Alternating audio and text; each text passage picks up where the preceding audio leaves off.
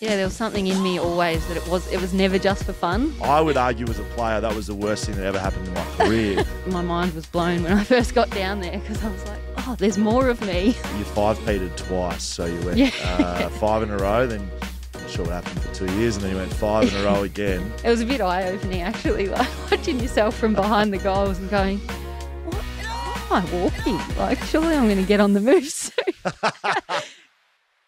BackChat, one-on-one. Dan's in America, so Daisy Pearce has been kind enough in her very busy schedule to come and spend a bit of time with us. G'day, Daisy. G'day, Will. Thanks for having me. Thank you very much for being here. Powered by Paywise this year, BackChat. Not sure how much you've seen of our stuff over in Victoria, but now you're over here in the West. I've got to start the interview. We start the same with every guest, always have. Never been a different question first up, right? So I want to know your greatest sporting achievement. You have done... I just said to you before we started, I'm a little bit exhausted going through your rap sheet, so I'm not going to be able to go through it all. Premiership player, best and fairest, league best and fairest, captains of club. You've literally done it all, and I'm not going to give you too much credit on it all because it's going to take too long. But I know what you can do as a footballer. I want to know your greatest sporting achievement, not on the football field, right? We know Daisy Pearce, the footballer. I want to know your greatest sporting achievement. Thanks to TABtouch, by the way, for Daisy Pearce, not on the football field. You can't give me a foot. I don't want to hear premiership. I don't want to hear a medal you won. I was an under-9 state hurdling champion, 80-metre state hurdling champion. Dan, my boutique. That's usual real nichey, the hurdle. The cricket ball next year, he took, I think, 5 for 16 in a under-12s grand final. So we want to know... My mind went to cricket, actually. I made a quick fire 43 off about 17 once. Nice. I was a bit of a basher as a batswoman. How old were you? An adult. That's a good effort. Yeah. I would have been in my 20s, but it was the one day that my very bad slog sweep actually connected. That's good. What did you come in at? I won't talk about the multiple LBWs off the first or second ball in the lead up and after the event. Of what the competition was it? Was it a social? Well, Darebin Falcons, where I used to play footy prior to AFLW starting. We were the only standalone women's sports team in the country, women's sports club. Yes. And very much winter sports, initially soccer, Aussie rules footy. And then with the crunch on facilities and ground space and that, the council came knocking and said, oh, we're going to have to put a men's cricket team in here over summer because we can't justify having no one in here. And it was like, oh, no, we play cricket now. So suddenly you had this rotating group of footballers and soccer players like putting their hand up to play cricket on the weekends. Yeah. Just rolling in. Yeah, it was good fun. That's good. So 43 coming in at what? What did you come in at? I think I opened for a little while. But it was, I loved my cricket, but that's very good. My talent didn't really back up my love. Well, I can see that. And then randomly I played volleyball too, which I played as the libero I played state volleyball. I was going to say, not as this like spiker. No. Well, at state level I was, but then when I got to like representative level, I had to be the only small person. So you played position. So you played state volleyball as well. Okay. So you've just put that in the back pocket. I thought I better drop that in. Yeah, that's very good. All right. I don't know. I don't think we've had a volleyball there. We've done about 200 of these. So I'm going to take the cricket on notice, but I feel like state volleyball. We'll that's go very with volleyball. Good. Tell us about life growing up for Daisy Pearce. You're a Victorian from Bright, up near the Alpine region in Victoria. What was life like for you growing up? I'm assuming sporty?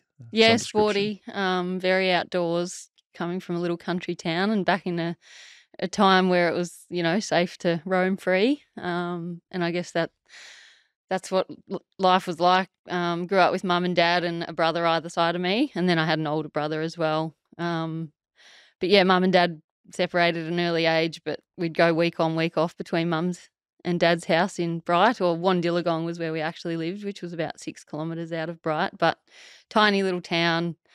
How many people? Primary school Wandillagong. It'd be less than 1,000 at the time. And then, so I went to Wandillagong Primary School. There were 40 kids in the primary school. 3 of them were Pearces. So it wasn't like grades prep 1, 2, 3 class. It was just the big room and the little room. Right. It was how the school was split up. So just a very outdoorsy, free kind of childhood, roaming around the Wandy Valley. Yeah, and girls footy, which is in a different space now, but it sounds like even just from your schooling, it was a bit of an all-in approach. So, like, would have been the same with sport. Like, everyone's playing, boys, girls, sport, every sport. I think that's probably why I stuck with it for as long as I did. It sort of wasn't, everyone was sort of just part of the furniture and part of a big extended family. So if you wanted to get a game of footy going, it was kind of like all in. And yes, people just got so used to me being around footy and around the footy club as well, because my older brother played and Dad coached the junior teams. So I'd be tagging along around at training, initially just like getting involved in the warm-ups and off to the side, and then weasel my way in, and kind of just without any announcement, even though it was very unusual back then. It kind of just happened without too much fanfare. But we'd spend our whole weekends at the footy club. Like, by the time I was 12 or 13, I was playing juniors on a Sunday. I'd run the boundary for the reserves. I'd be the water runner for the seniors. It was just like the whole weekend revolved around Pioneer Park, where the Bright Mountain Men, who I played for, played footy. Mountain Men. Yeah. That's brilliant. I feel like everyone I speak to that's from a country background, it's a real similarity between the stories is it's just because it's of the community, and it's based around sport a lot of the time. Like, sport's so important in country towns. Like, 100%. It was like, that real extended family community feel where, like, you didn't just rely on your parents bringing you up. It was kind of like this safety net of community that kind of the footy club created around you. So, at one stage Dad was working at the school when I was in year 7, and sometimes I'd go and find him on a Friday afternoon for money to get me through the weekend, and I wouldn't see him until I was back at school on the Monday. And this is pre-phones and check-ins or anything like that. And so I'd see him Monday and I'd say, "Oh, sorry, Dad, I meant to give you a call off the payphone to let you know where I was." And he's like, "That's all right. So-and-so at the IGA said she saw you on Saturday morning, and then there was a report of you alive at this time, and then I did bump into someone's mum on Sunday morning and they said you were with old mate." So it was like, I knew you were safe. So that was kind of life in Bright. Did you ski? I mean, that's very close to Mount Hotham. Yeah. Tricky with footy because I was footy mad, but found a way to fit it in. It was one of our like school sports throughout winter, where you'd get to go up on a Wednesday with the school, go up on the bus in the morning, and then I was lucky again. One of my best mates lived up there through winter because her dad was the resort manager, so I could spend a bit of time up there with them and get looked after with lift tickets and that kind of thing. And Brilliant. Then Dad's like the guy off Catch Me If You Can. He's done a lot of jobs if you're not already keeping up with that, but he was a bus driver at another time, and he'd drive school groups up the mountain. So sometimes I'd go up with the school sports on, say, a Wednesday and milk it out of him to stay up there throughout the week, and he'd drive me back down on the weekend to play footy and then go again. So it was a pretty good childhood, really, in that sense, just lots of fun and adventure. And trust as well. Like, you had a lot of freedom. Yeah, I did. I was an independent kid, and some of Dad's parenting techniques didn't come out of the textbook that I now subscribe to. Yeah, correct. Well, when we've all changed in that, haven't we? Look back on parents and go, what were we actually doing? Yeah, but I came out alive and independent and with a good sense of adventure. You were a Carlton fan? Yeah, mad Carlton.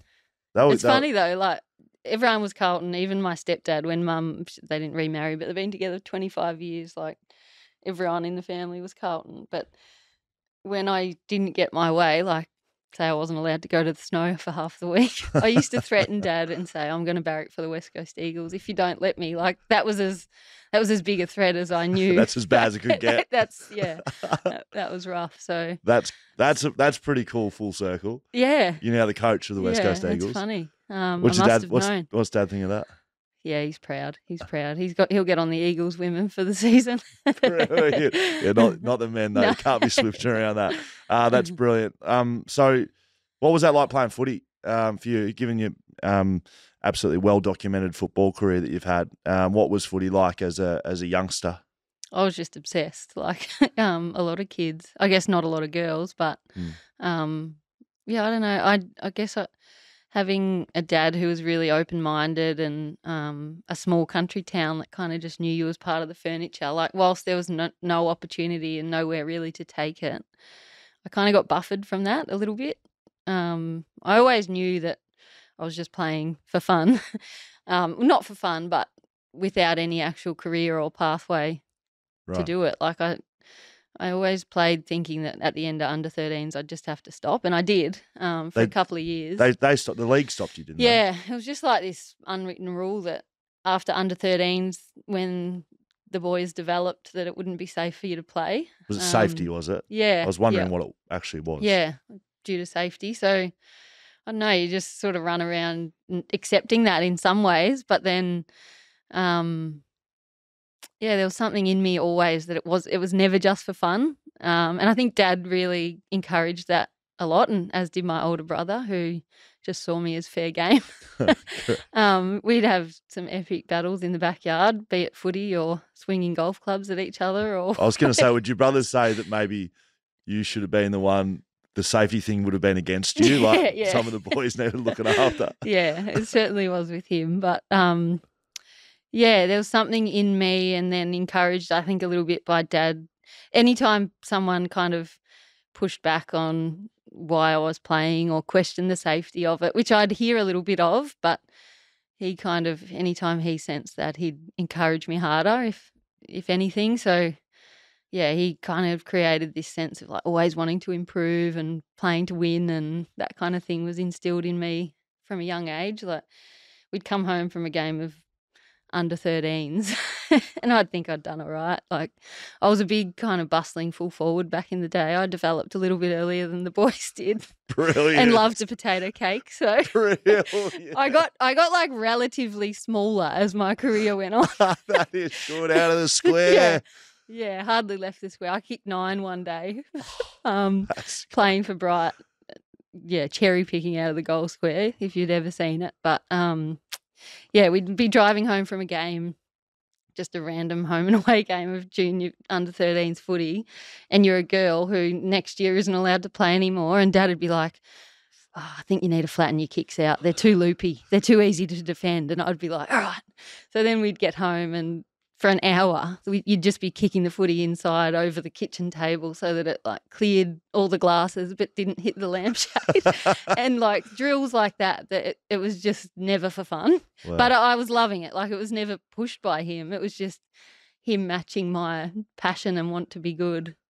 Part of it probably nudged along by that don't tell me I can't sort of wanting to prove people wrong attitude that I guess carried me through. But yeah, I was just so grateful for that, because even though there was just no clear vision of where to go, I think because I honed that sort of mentality all the way through, it didn't stop me from wanting to push the boundaries. Even once, you know, because after stopping under 13s, I had 2 years, and that's where the volleyball career spruiked from. 2 years where I just thought I'd never play a game again. So I was playing other sports. I'd moved to Melbourne. The school I went to played volleyball.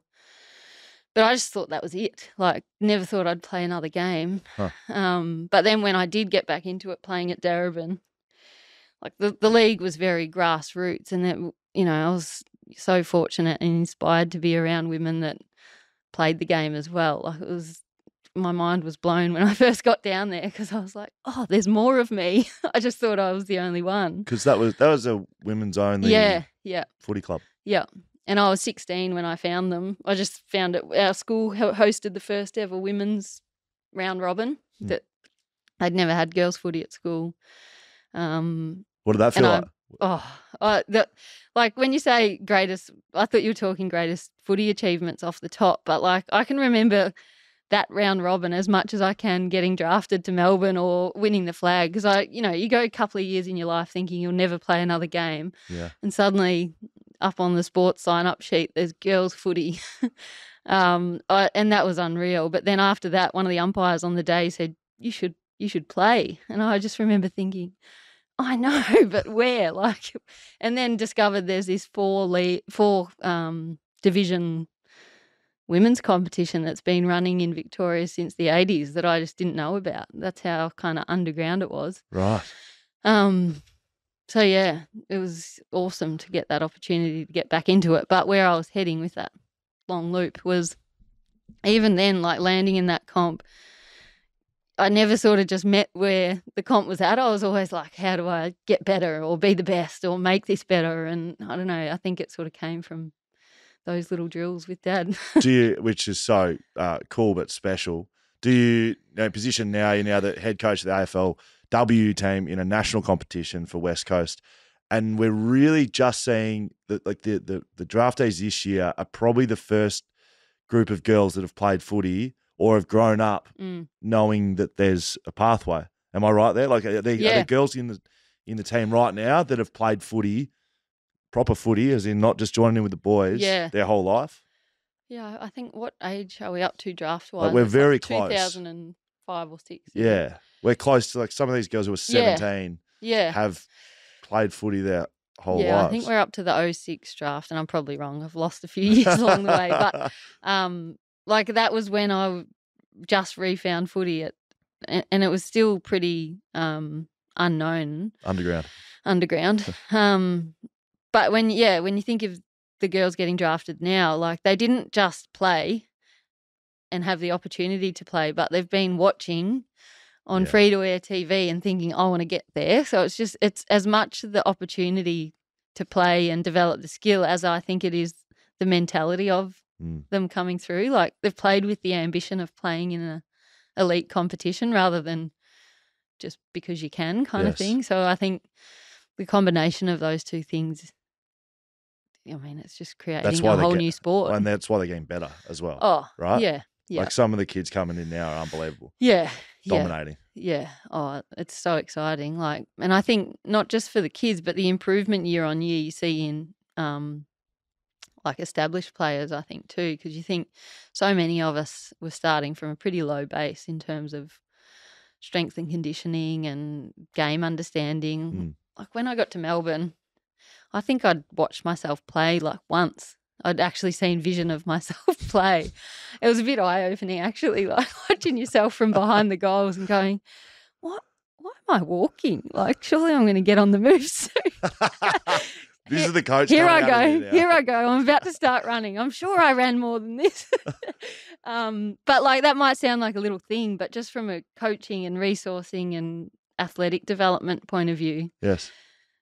Even the established talent in the competition, every year, another pre-season, more resources, the increasing professionalism and training hours, like that plus the new talent coming in, it's just amazing the growth year on year. I can see why you're a coach because you're praising behind the goals. I would argue as a player that was the worst thing that ever happened to my career because we could actually see what was going on. It was just play by play. It was fine, do a nice thing. It was on the vision. Yeah. Behind the goals, that's just for the coaches. So you're showing your true colours here, Daisy. Darabin Footy Club, I want to speak about that just for a little bit. A little touch on a little bit. It was in the VWFL, which is before the VFLW, sort of merged a bit later down the track. So what's it like coming in there as a young girl? I think you were 15 or 16 when you started there. Yeah, 16. Yeah. And you potentially won best on ground and grand final in your first year? Yeah, I think I did. Losing grand final? Yep.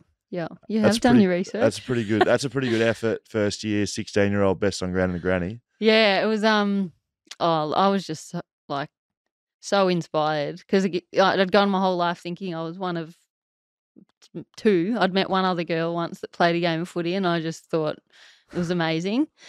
But other than that, you think you're this weirdo that for some reason likes footy and wanted an opportunity to play but didn't think there was anyone else like you. But then turn up at Darabin and there's a whole team of women that you can look up to. So it was kind of like the first time I'd ever had actual role models.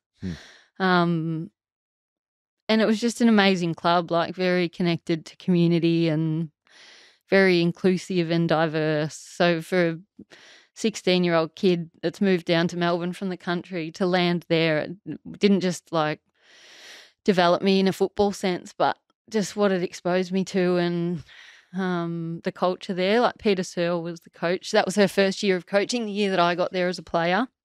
So Peter was a pioneer in women's footy. I sometimes get called a pioneer, but she was a real pioneer. Yeah.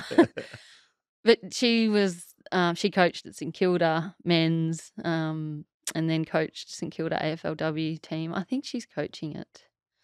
Well, she did a bit of coaching at Essendon AFLW team most recently. But anyway, that was her first year of coaching, having played for a long time. Right. And it was kind of before culture and environment was like a buzzword in footy. These days it's kind of what everyone's talking about. But Yes.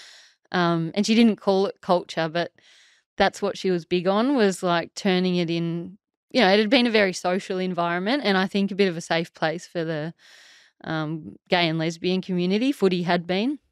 And so it was social and, really grassroots. But she was big on like, I want to turn it into a place where you'd be proud to bring your family and we're going to set the standards. And this is, it was in very much the early phases of its development, small talent pool. But she'd be spending her week like down at North Melbourne training, watching to bring drills back to us and try and increase the professionalism and all of this kind of stuff that was so far ahead of its time and exceeded what the league demanded at the time. So I was just so grateful to kind of grow up in a footy sense in an environment like that. So I came down and I could play, but I was always being challenged, and it was like I suddenly had 30 older sisters to help grow me up and support me. And yes. It was awesome, like from a footy sense, but more so life. Like I'm just so grateful for the things that it exposed me to. You won, you 5-peated twice. So you went 5 in a row, then not sure what happened for 2 years, and then you went 5 in a row again. And I was they were wondering, dark times those 2 yeah, years. I can imagine. We nearly merged. But I looked at that and without knowing your story at all, and I just wanted to ask you like how that happened. But I think you've already answered it with like the culture and the coach. And so we went standards. 5 with Pete and then 5 with Richard Delpos. His daughters played. They were twins, and one still plays at Carlton, Jess Delpos. But yeah, Pete set the foundations for it and created like that kind of leadership in a lot of people. And I guess another way to sum it up was when AFLW started. I think I remember something like 4 club captains and another 8 leadership group members across the 8 foundation AFLW teams had all come out of this tiny little community club at Darebin. Huh. And I think Pete was a big part of that. Like, to answer your point, your question of how did we do it? It was like she'd have us thinking, and it's very like this was the art of her coaching. You'd be 180 points up against Seaford or something like that, and she'd have you thinking like if you didn't go out and win the clearances, the season was over. Yeah. Right. So there was this like the culture again. It created this like the people that you played with, you knew they wanted to be the best. So like it was all these roosters. Hens, roosters. We'll go with roosters, who wanted to be the best, but the team success and wanting to like win premierships trumped it all. So like the training environment was competitive and elite. Pushing each other up, and well, not elite, but elite for the times, like well ahead of what the league and the standard demanded at that time. And I'm a bit biased, but I think it did help fast track the women's comp is like what was kind of happening at Darebin, because it did drive the standards of the women's comp up a bit. Because everyone wants to be the best. Yeah. So it was such a cool thing to be a part of, that balance between like lots of, really competitive people that want to be the one, but making it kind of knit together and work and push everyone up. It was cool, yeah. You were captain from 2008. Is that right? So you were captain. I think so, yeah. You were captain when you were 18? Yeah. 19? Yep. Young captain. Yeah. Well, regardless of whether you thought it was elite for the time or whatever it was. Like, it was the best comp at the time. Yeah. So so leading a team as an 18-year-old, like that's significant.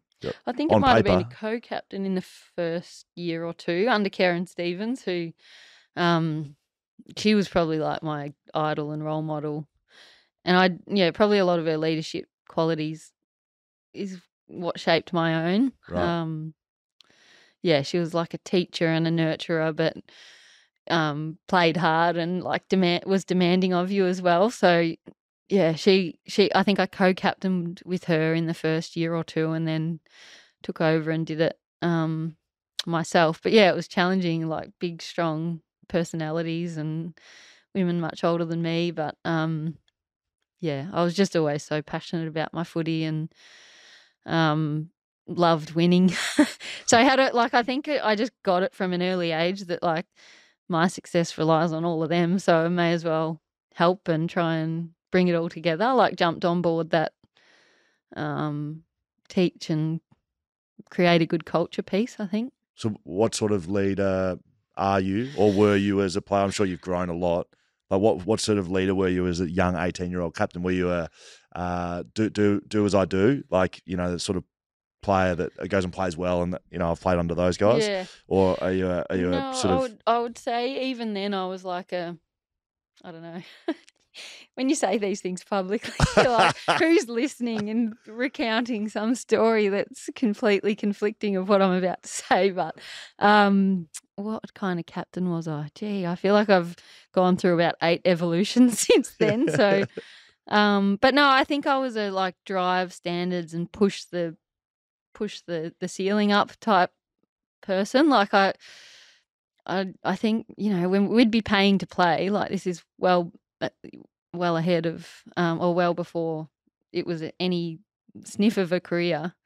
And then I'd be spending more on like getting a personal trainer or wanting to like get fitter and stronger and all of that kind of thing. So I guess in that sense, a bit of lead by example and push the boundaries. But I think on field, just competitive and but fair. Like I when I say I wanted to be the best, I hope this is the bit that I hope no one's sitting in their car thinking bullshit.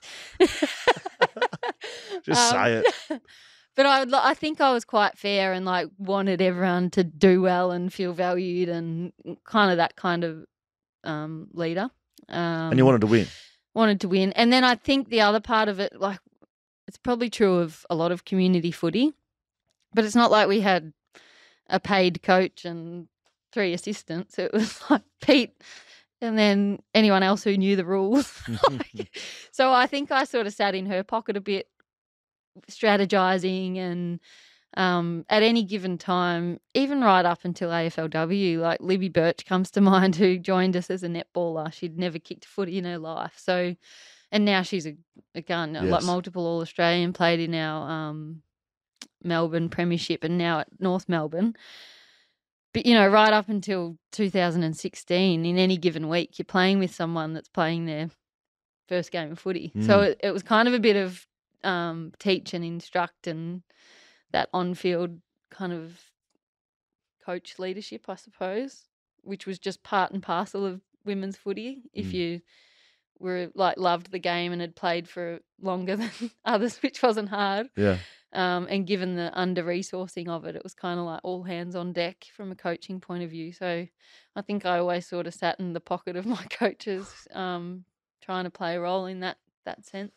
Did you, again, like I've seen you at AFLW level, but even at that early stages, were you a player that tried or liked or did rise to occasion, like in big games? You had your fair share of them. Like I said, you won 10 flags in 12 years. So there would have been some big games regardless of level, like a grand final to the grand final. And I say this to people who played Amos.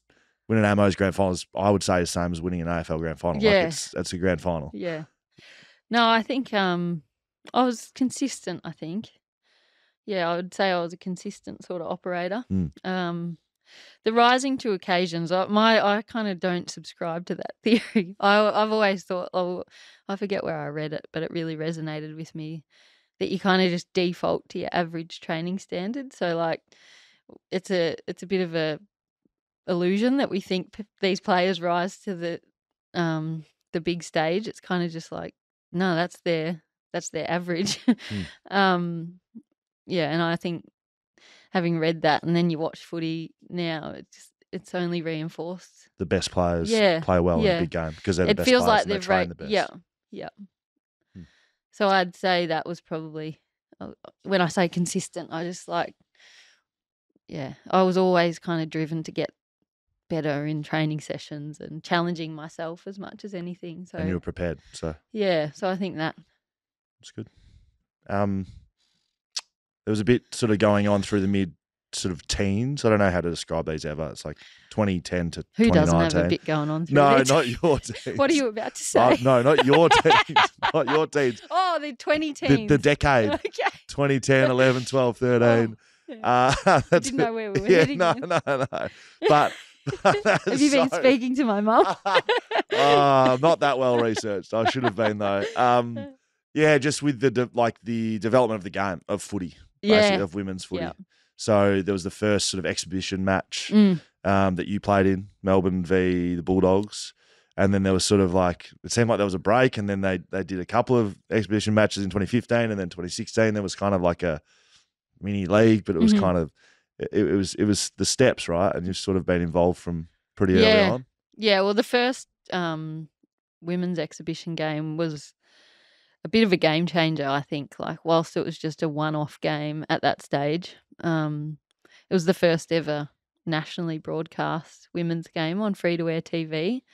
And I think it was just a big game changer and a big, like, you know, oh, that's what it could be. Like, just the visual of it at the MCG. I think there was 8,000 people there, so 92,000 empty seats. Didn't feel like that to us. But,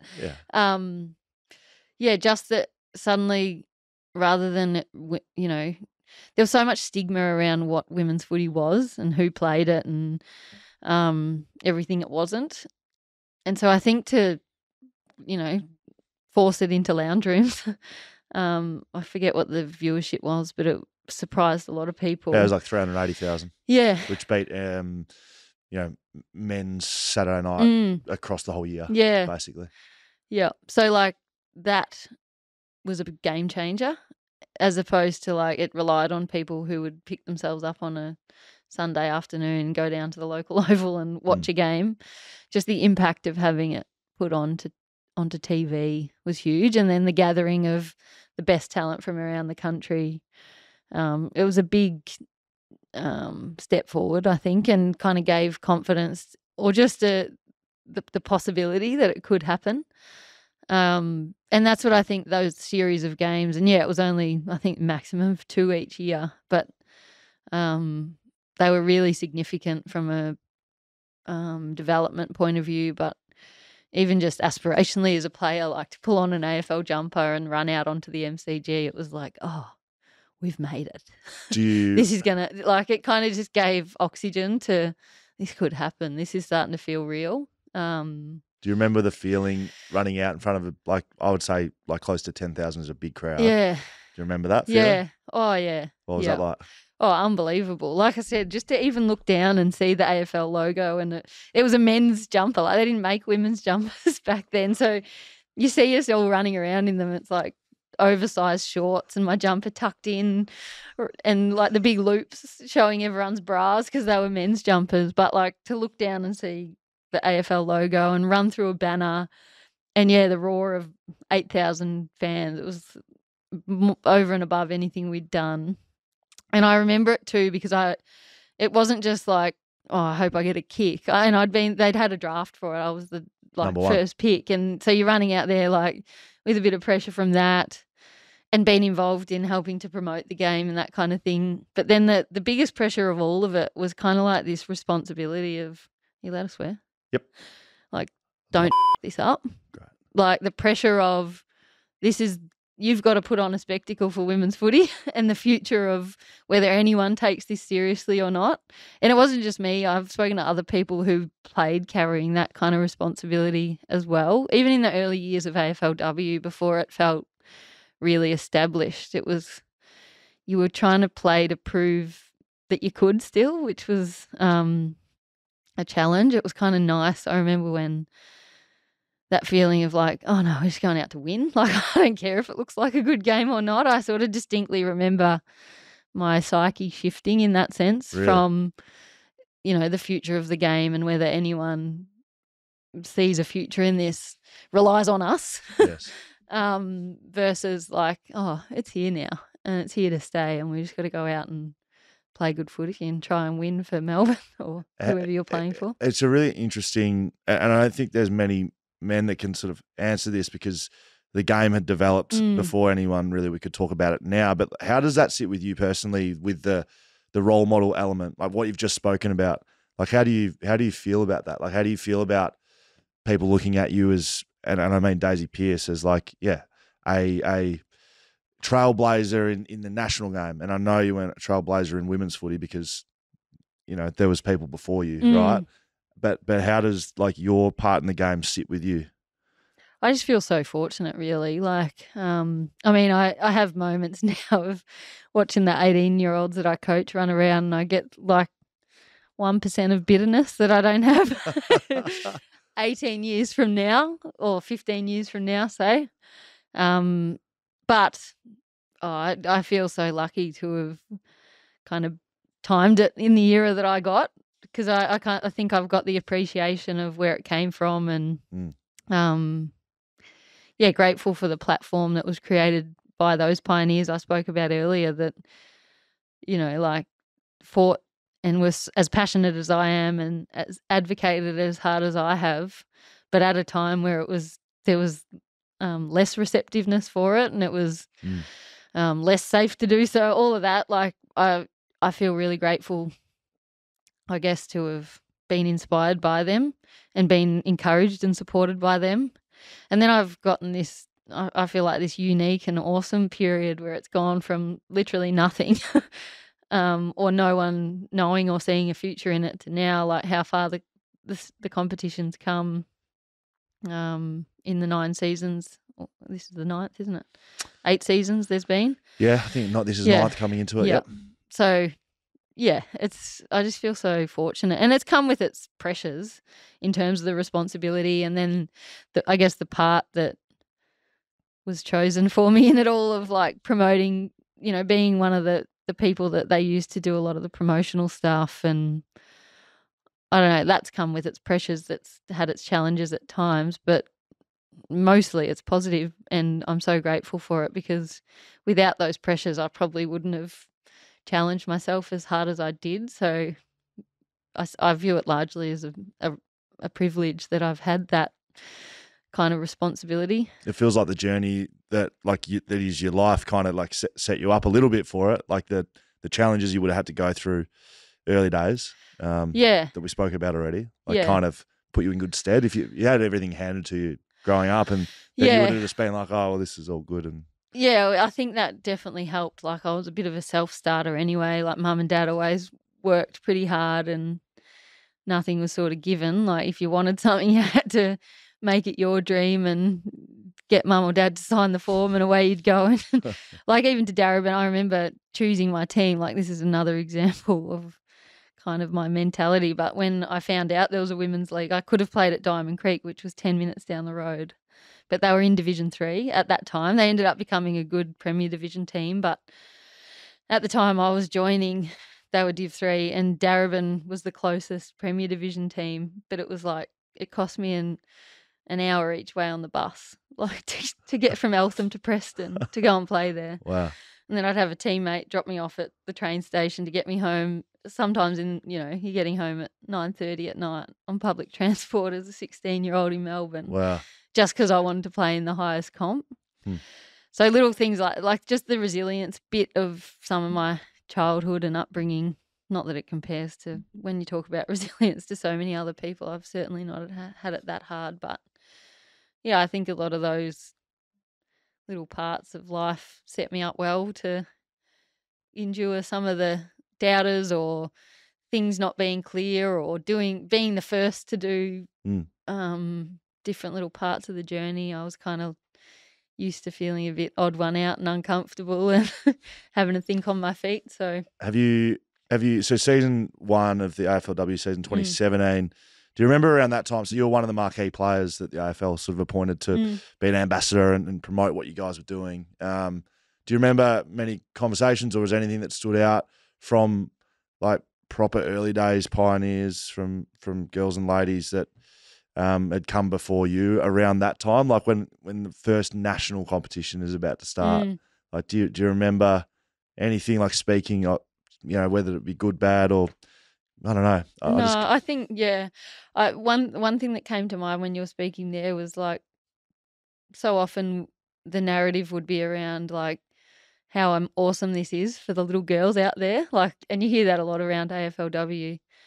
But it was more awesome for the big older girls that were the same as us and never thought that they'd get the chance. I guess like young girls that you come across know no different now, which I love. There's almost like this little entitlement, like, of course I'm going to play footy, which I'm so glad it's the case. But some of the most like heartwarming conversations you had were with the 6-year-old women who could recount stories of not being allowed to kick the footy at lunchtime at school, like just flat out a rule that girls weren't allowed on the oval and things like that, just in tears at a game because, partly probably that bitterness I feel about the 18-year-olds. I'm sure there was a little tinge of that could have been them, but just their pride and, what's the right word? I guess just their enjoyment, their joy of sitting back and watching women get the opportunity that they would have loved. I can't pinpoint it down to one, but they're probably some of the more powerful conversations that I've had. Yeah, that's what I was thinking that preparing for this. Exactly what you said was, the girls are coming. Yeah. Great. But there'll be a certain stage where we're probably already there now where it's just like, oh, well, this is what we do. Yeah. But there would have been generations of women and ladies and girls and mums and daughters and sisters, all that like just never had the opportunity. And then to see you guys like running out at national comps. Like, it's funny. I thought about it recently when the, at the Hall of Fame, when they spoke about they're going to change the rules so that women can be admitted into the Hall of Fame. I think it's 5 years post. Yep. That has been the rule. 5 years post playing, you're eligible. Yep. And they're going to bring that forward for women's. And it was really interesting hearing that conversation play out. It was probably one of the few times this year where I was like, I wish I was still in the media. I want to be part of this conversation, like listening to it. What do you think? Well, I think the word fast-tracked, which was getting thrown around by a lot of people having the conversation, many of them, as is the case with a lot of footy journalists, like footy broadcasting, it's like they're all ex-AFL men's players. It's like, the conversation was around what about the poor people that have been in the queue for 15 years and this pushes them back even further? How unfair. And I was kind of like sitting there getting hot under the collar, like, let's think about why women weren't in the original queue in the first place. It wasn't because we didn't care about footy or didn't want to play or weren't playing. It's because we were playing but no one was valuing or recognising that it was happening. So it's like I challenged that term that was getting thrown around of fast-tracked. It's like, is it fast-tracked or is it caught back up to where somewhere close to where they could have been? It's catch-up. Yeah. Yep. So, and then it was an awkward one, like, because my name was getting thrown around, so it probably sounds like you're campaigning your own cause. But that's why I was just thinking of it then. It's like, well, don't put me in then. Put in Belinda Bowie or Deanne Coates, who works at West Coast, who was a champion here in WA. Put in Shiloh Curtis or Shannon McFerrin, like all these women that played 300 plus games of the highest level of football that they could play, which is often the eligibility criteria. And were champions of their era and pioneers that pushed the game to where I was able to kind of jump on the step that they'd created. It's like, put them in if you're worried about fast tracking someone like me. Yeah, I agree. Well said. Maybe someone should have spoken to you. If only we had BackChat. Because this will go out, just so you know. But I think it's spot on. I couldn't agree with you more. 2017 is the first season. You're a one-club player with Melbourne, so I think. Are you looking at me like you're not? Yeah. You're looking at me like you're not. You were. So 2017, 18, sign a new contract, and then motherhood. 2019 season, you were off and you gave birth to twins. It's an interesting part of careers and women's careers around pregnancy and being a mum. Yeah. That must have been a challenging and exciting time right at the same time. Yeah, yeah. It was awesome. It was most exciting and, crazy time of our lives, my life and Ben's life. But yeah, it's one of those tricky things. Like, I know a lot of female athletes struggle with it. I was just making it up as I go. Like everyone. Yeah. Everyone's doing it. And it was hard. Like, it's probably one of the things I'm most proud of, being, us as a family unit, not just myself, but like being able to get through that and then get back in a position to play. And it sort of changed my whole, not just my leadership style, but the way that I approach my footy in a good way. Like, went through those first couple of seasons sort of carrying the weight on my shoulder, weight of the world on my shoulders, thinking I had to be the one, sort of thing, to then literally just being really proud of myself for getting back out there. And I still had the competitor in my cells that carried me through and made me want to do everything to the best of my ability and keep pushing myself. But it was just overlaid with this sense of pride and self-compassion that I just had never had before. I'd probably been a bit of a perfectionist up until that point, as many athletes are. You're nodding. Well, look, hey, I clearly I wasn't pregnant and haven't given birth, but like I'm a father, and like the moment I had my first son, it was like I was like, what have I been doing? What have you been worried? Oh, you didn't get your 8 hours last night. Yeah. Who gives a shit? So all of just that, get out there and get on with it. And then I sort of like changed in the sense too that I went from thinking like, how do I get 5% better? And that was what I was chasing. To then I could barely do the bare minimum. Like, I was just doing the base and had no energy, time, or anything left to give to do anything more than that, really. So I sort of changed, and it wasn't this conscious, but the way I reflect on it, it's like I went from trying to be 5% better myself to like, how can I make 10 people 1% better by helping them, and that'll be twice as powerful. It was kind of like a change in the way that I approached my footy, and I felt like it was more effective and it was so much more enjoyable, and it didn't detract from kind of what I was able to do in terms of pushing myself, but it just shifted my focus off me, which is funny how kids do that. Yeah. But it was like, I think back to it now and I'm like, how did we actually do that? Ben took 11 or nearly a year off work. He's a fiery. And it was kind of like, well, you can do fireys any time.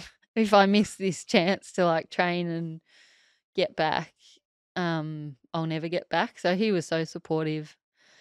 But our whole days would revolve around like for the first 6 months when your body's recovering from major change, it was absolutely shattered. Like I had no muscle mass left, no core.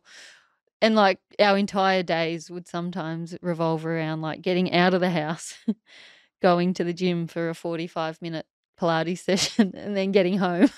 And that was the day. That would be all we achieved. And keeping the babies fed. I feel like twins isn't like double the work. I feel like people think, it's like hard. You got two, but it's double the work. I feel like anything more than one, then you're just like it's exponential growth in terms of hassle. It was all we knew, we just got through it. But like, it was the hardest bit was early on when it was like, you're so used to following a routine and like I do this on this day and then the next day I do that and at this time I eat this and this, and if you kind of stayed on that track you could quickly give up and be like, who the hell was I to think I could pull this off? Like, let's just give up. But then it was like an art in, okay, that was far from perfect, but it was something. Yeah. Let's try and get something done tomorrow, and just layering that on day kind of got me back to a position where I could train properly again. But it took probably, I don't know, nearly 2 years to feel strong again. Like, because you were training and running like months afterwards. Like, yeah. You just don't think up to your usual standard. No, like I remember some of the first trainings back, I'd be like, oh, my timing's a bit out. And then I realised it wasn't actually my timing. It was like my body wasn't talking to it, all different limbs or something. Like, I don't know, my core, you know when you have a baby and your abdominal muscles, no, or not you, but I don't. your partner. Yes. You might have seen this in your partner, but your abdominal muscles actually split. Yes. And they usually, because I was a midwife in my job, I remember measuring it in like 2 fingers. They call it a dram. It's like the acronym for your abdominal muscles separating. It was like we'd write in our notes as a midwife, it's a 2-finger dram, like 2-finger width separation.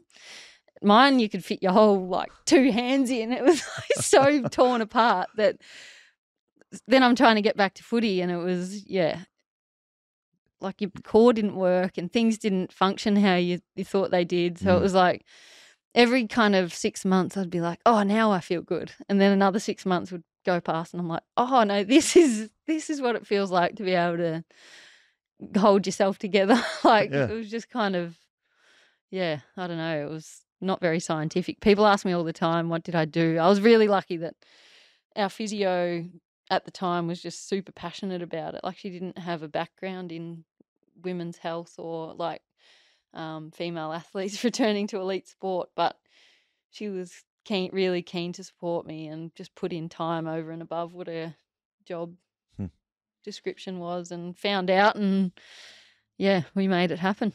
It's really cool. Really cool. 2020 comes around and COVID sort of gets a hold of everybody, clearly, but the season, the AFL season. So this is the year I think you guys were winning finals and then the season just called off. No grand final. Yeah, it was rough. But like at the time of what we felt compared to now when you saw COVID play out, it was kind of like the hindsight of realising what COVID was and how significant it was. It was kind of like, oh, okay, let's move on from that. But at the time we were all shattered. Like, you're a player. Just felt so ripped off that, yes. What do you mean the season's going to end? Yeah. But with how everything played out after that and seeing how much people's lives were affected, my view on us missing out on finishing our footy season has changed a lot. It's a good point. Like I remember watching on and seeing the season and I just, again, like I just look at any competition, whether it was school footy, like my nephew and niece were in school when it was all happening and like they were missing different things and as everyone was around the world, but I still sort of take the view, well, I know that was what everyone was doing, but it still doesn't take away from the point that has happened. Like it did happen. And like as a player, you just, all you're doing is, I sound similar to you, like all I want to do is win and play in our finals and stuff. And so then when you get, not that you don't make it and you don't win, but like you don't even get the opportunity. I just was just like, geez, that sucks. I think the other layer to it, we now in hindsight too, we genuinely didn't deserve to win. Like you think you do at the time, but then as you layer on another season, and then we finally win one, I'm really like, I don't know, again, got a different sort of more logic perspective. It's like, oh no, it wasn't bad luck or this or that. We weren't ready to win one. Like we didn't deserve one yet. And it was a funny time. Like we had, I think there was word of it getting cancelled before we went and played that final. So the whole week was this weird week of like, are we training? Are we not training? And I think we had a couple of Irish girls who were going to go home. Yeah, because they went out and celebrated because they thought the season was done. And then it was like, oh, we're back on. Because people were saying you're not going to be able to go back to your country. Yeah. So they were like packing up, ready to go back to Ireland. On the Guinness out of the pub. Let's go. And then it was like, oh, no, it's going ahead. So it was all a bit of that's right, the epitome of it.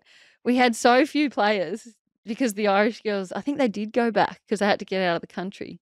We had to name as an emergency one of our coaches who wasn't even a listed player. Yes, that's right. So one of our emergencies in the final we won was a coach. Wow, that's brilliant. How good. Yeah. So like, and then adding another layer, we were so bad. Like we were terrible for 3.5 quarters. It was the worst game of footy I've ever played in. And then in the last half of a quarter, we were playing against the Giants. we just came to life and like kicked 3 quick ones and won. And it was so hollow. Like Yes. it was just like, I don't even know if we're playing next week and we didn't deserve to win that game and we're a shambles. So there was a lot going on that, I don't know. It is what it is. That was 2020, 2021. You hurt your knee, MCL, partially torn ACL, which doesn't sound overly fun to me. Melbourne lost a prelim that year. And then the following year made the grand final. So that was season 6. I think that was like the combined year where it was like you girls had 2 seasons in one, which again, like, I'm not saying I don't want to be here all day, but we may be here all day if I break down season in season. But that would have been incredibly tough. But you lose a grand final in 2022. And then 2023, you win a grand final in your last year of footy.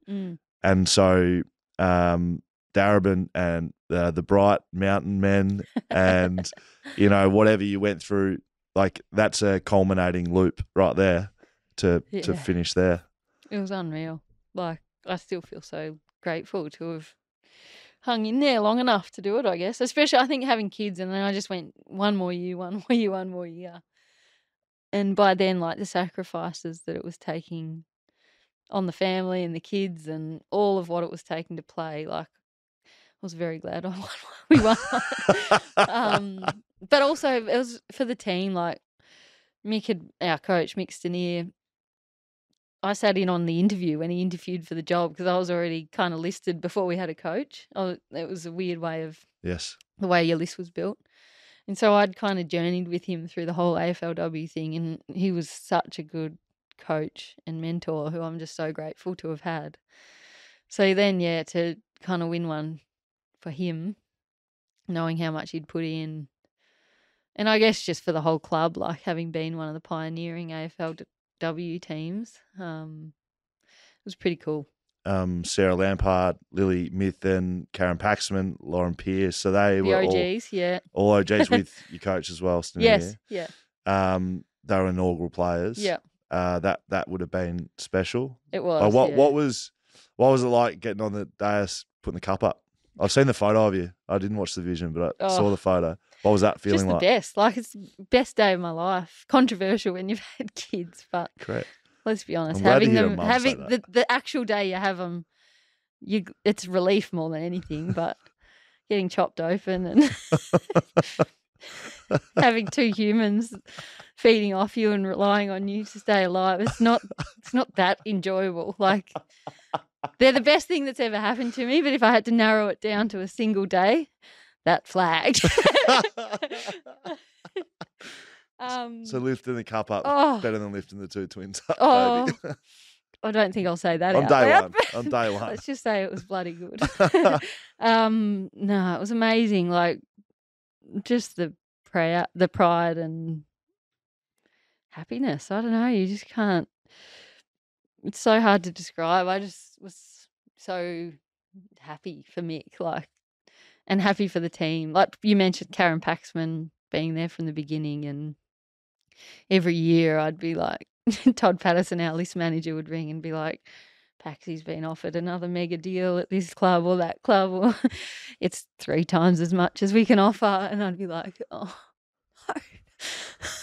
Here she goes. But every year, just loyal and amazingly consistent competitor, and another, like, someone who just still sets the bar as an athlete. We wouldn't have won it without her. It's just, Well, it's all the people that you just feel so grateful for, because, I mean, you would know, but when you win one, like, it genuinely takes everyone. It's not even just the players or the squad, but just this gratitude for how much everyone's tipped in and gone above and beyond. It kind of feels like it takes the whole club. It was a real sense of just happiness for everyone that had been involved. Everyone gets, I think, quite reflective as well. Like I sort of said, like, you go back to, like, as a kid. This is my coach when I was in year 5, or, you know, this is the kid I used to. I remember I used to think, like, there was this kid in year 1 I used to run, like, cross country against. Just like start thinking of stuff like that. Pushed me along, seriously. And so but that's a little bit different for me and the man. I think, like, given your story that we've spoken about and going and having, like, that cherry on the top, really. Do you think if you didn't win it, you would feel, or how do you think you'd feel if you didn't win it? You don't know. Too hypothetical? Yeah, no. It's funny. Everyone thought I retired because we won it. So it's like, tick, I can retire. But it actually made it harder because it was like, go again. Oh, I want to feel that again. Why would I quit now? Yeah, I don't know how I'd feel. It certainly feels good to be in that club. Like I don't know. I don't know how I feel about it, but it kind of feels like it's a bit of external gratification, if anything. Like, and not just for me personally, but I think that was for the team as well. Is we genuinely got in a spot in that season where it wasn't about winning a premiership. It was just like, sounds so cliche, but like the journey was actually what we were going after. We weren't calling it that, thank God.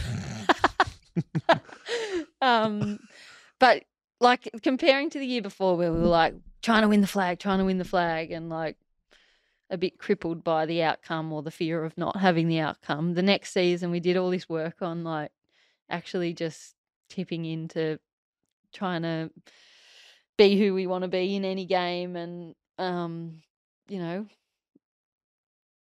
what do we want to be known for kind of thing. Like, so by the time we went up to Brisbane for the grand final, a lot of us were in a genuine headspace of just like, how good is it that we get to play one more game this season rather than the year before, like a real contrast of like, it's grand final day and we've got a chance to win the cup. Like it was very different mentality for me and a lot of other people. So then when you actually win it, it kind of goes against all that work you've done of like the cup doesn't actually matter.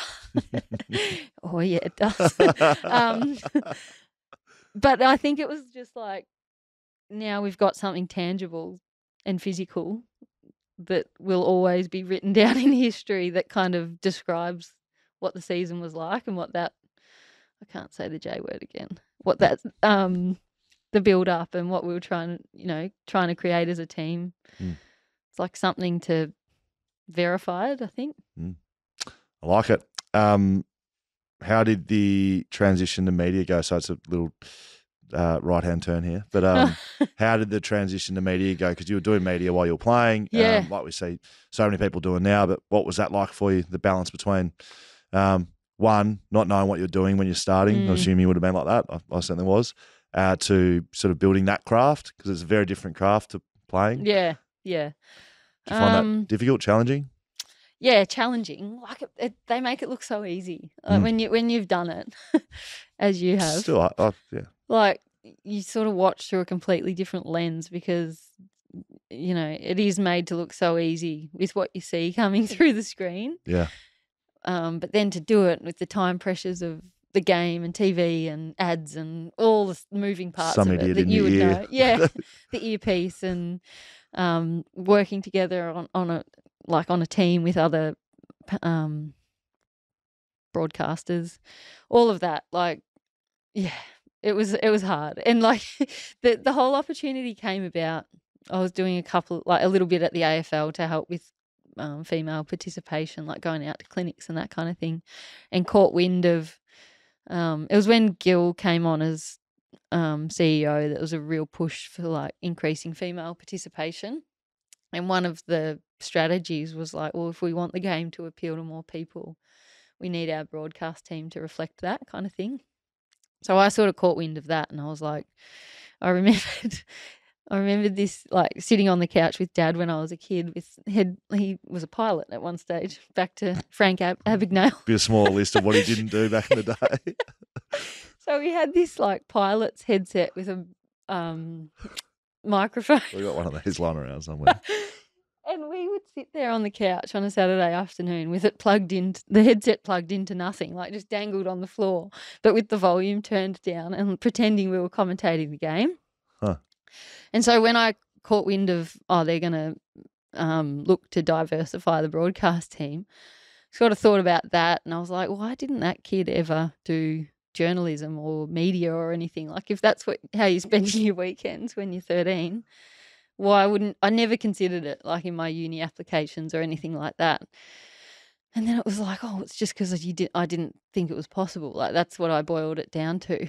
So then I'm sitting there with someone at the AFL saying, you'd be a good person to go and give it a go.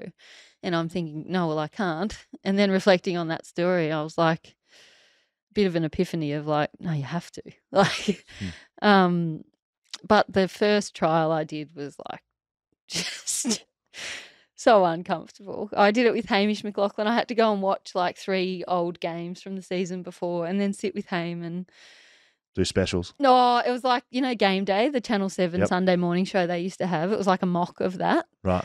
I was so bad. It's like, and beautiful Haim was like, you're doing great, like lying straight to my face, as he did for a couple of years. And then it was just, time doing it. But I think the other hard thing was like not just all the mechanics of TV and the pressures of live but like it was again a bit of a new frontier of women in that space, and there'd been a few across the journey, but in terms of like that analytical type lens, it up until that point it had probably been hosts and boundary riders and that kind of thing, as opposed to like having a woman sit there and talk about the game. So there was a lot of negativity and that sort of I was always like a little bit of self-doubt around that space, but just time doing it and then building your network with the people you worked with, that helped. Did you feel like you had to be really well prepared, given that felt like the negativity, but I think to describe it, it sort of felt like everything I said had to be groundbreaking or else it'd have the eyes picked out of it. And half of this I probably created in my own head or didn't from historical stuff. But it felt like there was a lot more pressure on what you said and getting it right and all of that kind of thing, because people were a bit more critical if you didn't.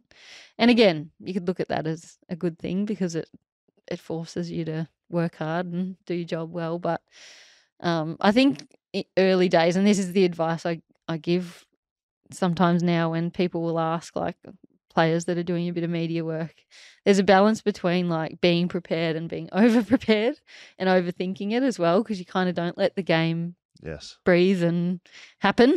You're kind of busy in your notes trying to hope and make your notes happen rather than watching the game. So it probably created a bit of that. And then it's probably feedback I'll get after we turn off the cameras. But the other bit of feedback I'd always get was, you speak too long. So apologies. We're on a podcast. If I haven't, you never get that. If I haven't learnt if I'm still speaking too long, I'm sorry. Because of my podcast work, I get that weekly. Okay. Shut up, please. Give us some space. Every week I'd get the call from our producer.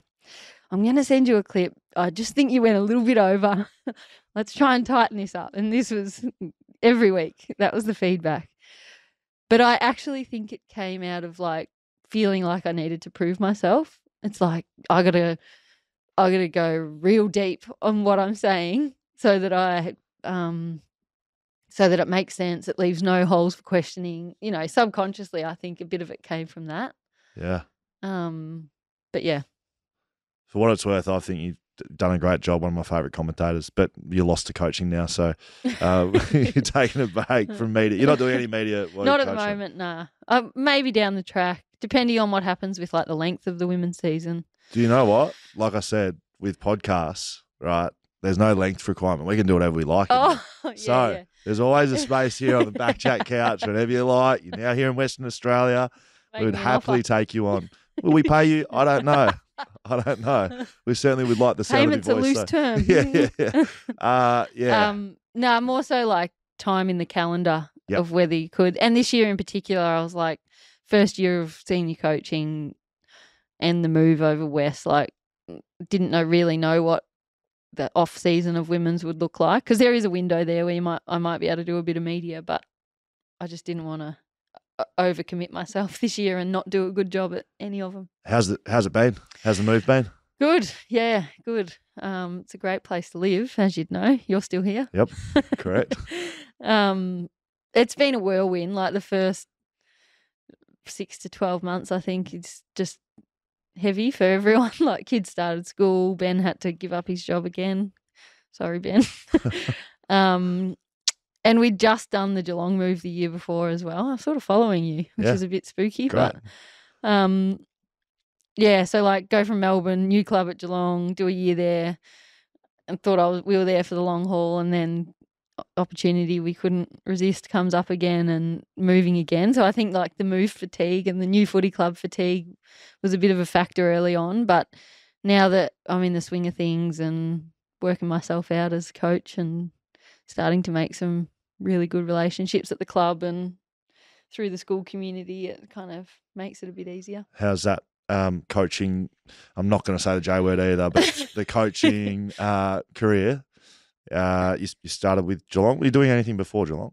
No, not officially, no. I'd done bits and pieces like academy and little bits here and there, but no, Geelong was my first actual coaching gig. It feels like and looks like a great club. I'm a little biased, big Geelong fan growing up, but I then say I go for the Giants now, a little bit of Hawthorn, Geelong, then Freo. I like Freo, and then maybe West Coast sort of fits in somewhere there. I'm lost. Yeah, correct. So am I. As a fan, I'm lost as well. What was that? What was your time there like? Geelong was unbelievable. And like the players and the group?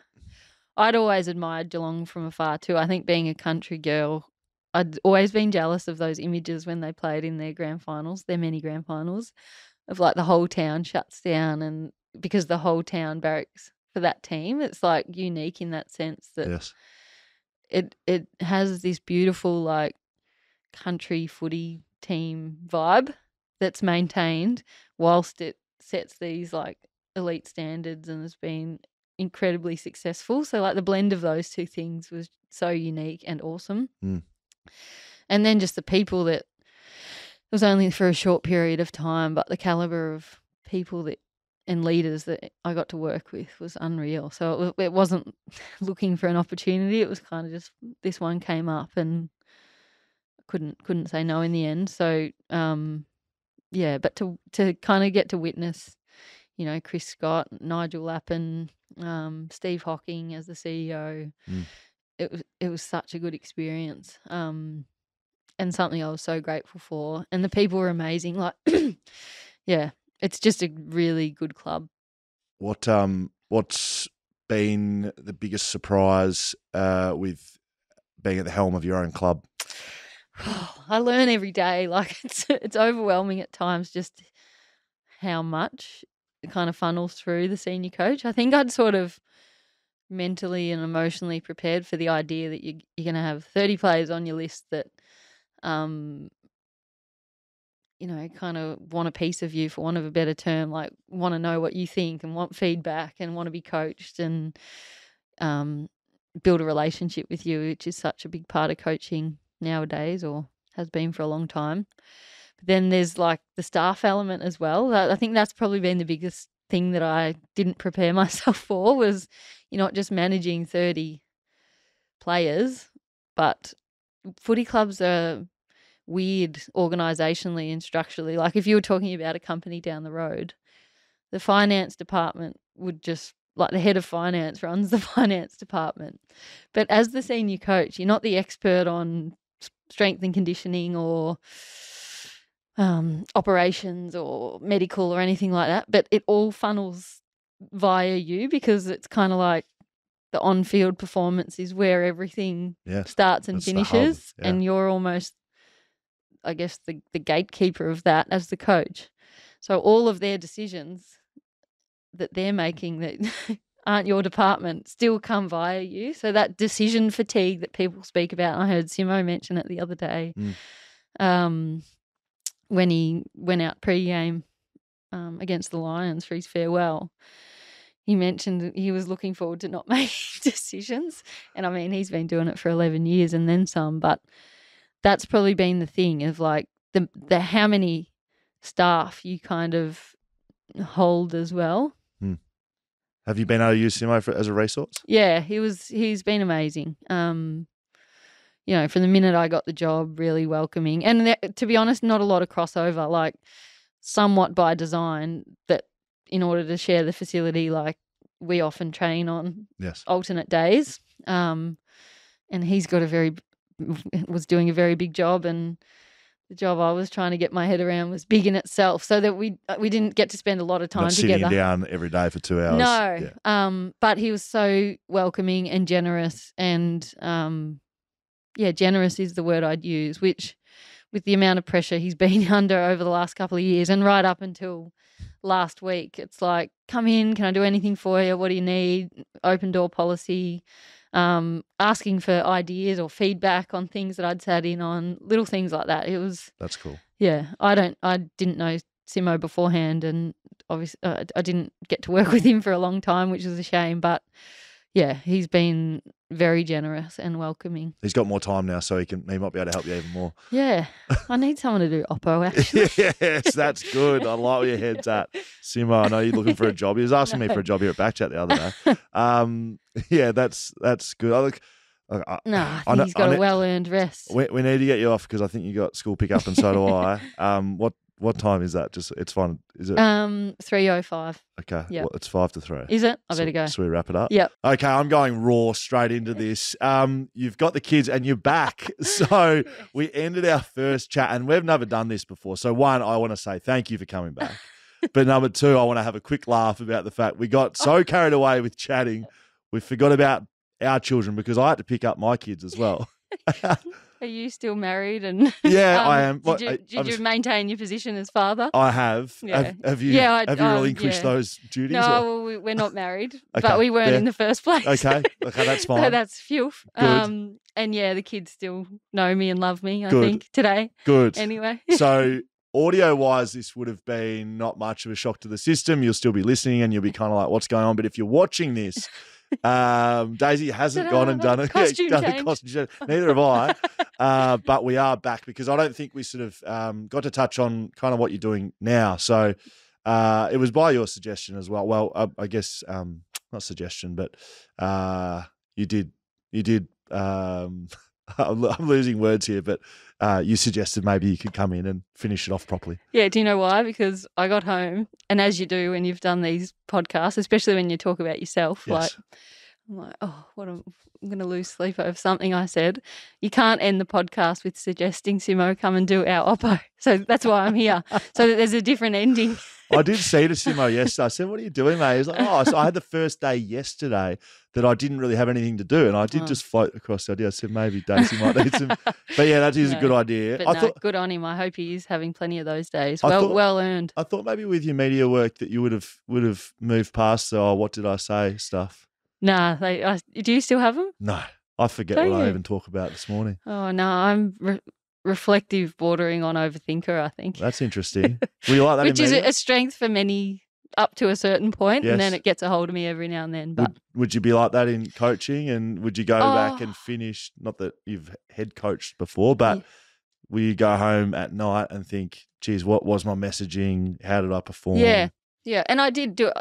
It got better in media. It was probably a bit more productive than what it was early days. Yes. But I still did it, and it's followed me into coaching for sure, where you just reflect on different interactions and conversations and how you think meetings or messages land. Yes. But yeah, I guess the art of it is making sure that it does stop at the point of reflection and, being able to do something about it rather than like ruminating on everything. Yes. But I'm getting better at it. So I do want to speak about what you're doing now, which is, of course, the head coach of West Coast AFLW team. Now, said just off air, and then I told us both to shut up because we did too much talking without the microphones in front. So the season starts this year, weekend of August 30. Yeah.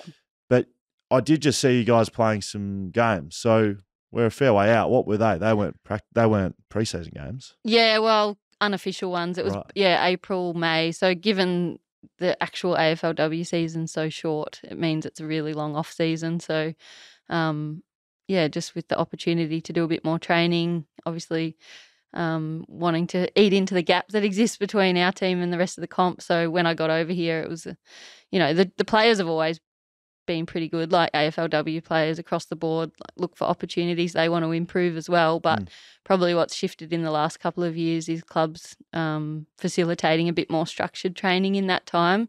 I think the models are different all around the country. A lot of the clubs in Victoria have VFLW alignments where it's Right. they can go and train within similar programs, similar game styles and that kind of thing. So knowing that's what we're up against, sort of tried to create that within our dynamic here.